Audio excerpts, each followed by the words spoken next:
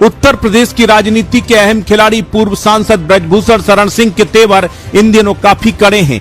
पाटन क्षेत्र के नेताजी खुलकर बीजेपी के खिलाफ बगावती तेवर दिखा रहे हैं। डंके की चोट पर समाजवादी पार्टी के प्रमुख अखिलेश यादव के पक्ष में कसीदे पड़ रहे हैं। सपा प्रमुख को बड़ा नेता बता रहे हैं। ऐसे में अब ऐसी चर्चा है कि सिंह सपा के किंग हो सकते हैं। ब्रजभूषण बीजेपी का दामन छोड़ साइकिल की सवारी कर सकते हैं।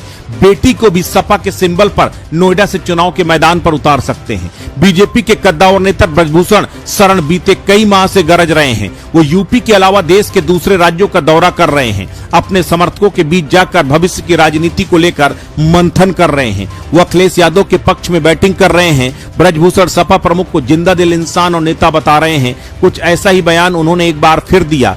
पूर्व सांसद ब्रजभूषण शरण सिंह ने मीडिया से बातचीत के दौरान कहा कि बीजेपी जब तक बैकफुट पर थी तब तक लल्लू राम जी नेता थे। जब से बीजेपी के दिन बहुरे लल्लू राम ही नहीं, बहुत से लोग किनारे कर दिए गए। पार्टी में जो नए लोग आए हैं वो पुराने कार्यकर्ताओं को अपना मानते ही नहीं, विरोधी मानते हैं। अखिलेश यादव का पुतला जलाते समय बीजेपी विधायक अनुपमा जायसवाल झुलस गई थी। उनसे मिलने अखिलेश अस्पताल पहुंचे। इस पर पूर्व सांसद ने कहा कि भारतीय जनता पार्टी से अनुपमा जायसवाल पूर्व में मंत्री रह चुकी हैं। दुर्भाग्य से एक प्रोटेस्ट के दौरान वो झुलस गई। मुझे जानकारी कि शायद अखिलेश यादव का ही पुतला बीजेपी के कार्यकर्ता जला रहे थे। विधायक के लिए मेरी संवेदना है कि वो जल्दी स्वस्थ होकर आए। मौका मिलेगा तो हम भी उनसे मिलने जाएंगे। दूसरा, जहां तक अखिलेश यादव की मुलाकात की बात है तो राजनीति की यही एक स्वस्थ परंपरा है। ये परंपरा पहले से रही है, एक दूसरे के सुख दुख में हालचाल लेना। अखिलेश यादव ने वहां जाकर कि अपने बड़प्पन का परिचय दिया है। मंचों से छत्री नेताओं के सम्मान और 2027 में आजमाने वाले बयान पर ब्रजभूषण ने कहा कि उस बात का भाव समझिए,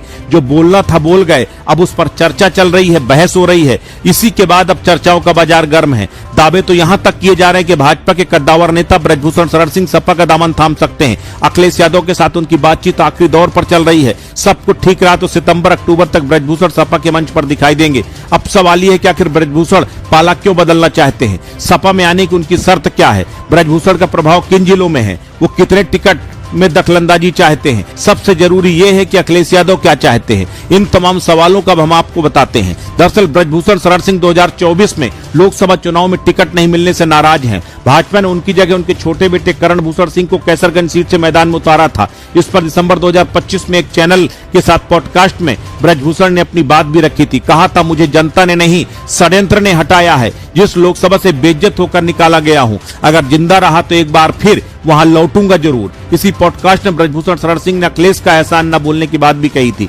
कहा था, हमारे ऊपर जब हमला हुआ था तब समाजवादी पार्टी ने हमारे खिलाफ एक भी शब्द नहीं कहा।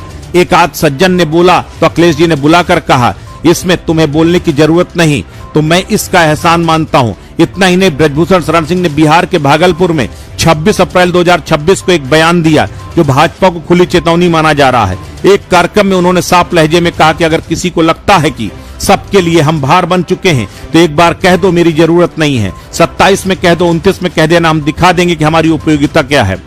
27 और 29 से ब्रजभूषण का इशारा 2027 के विधानसभा 2029 के लोकसभा चुनाव को लेकर था।